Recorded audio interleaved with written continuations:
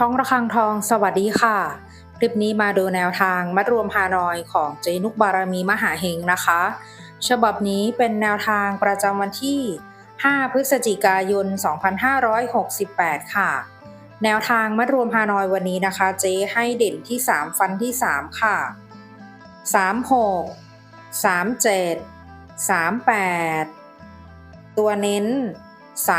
32ชุด3ตัว512แนวทางโดยเจนุกบารมีมหาเฮงค่ะแนวทางมีเข้ามีหลุดนะคะถ้าใครเห็นเลขแล้วชอบค่อยตามแต่ถ้าไม่ชอบปล่อยผ่านก่อนได้เลยค่ะฝากกดไลค์กดแชร์กดติดตามพร้อมกดกระดิ่งแจ้งเตือน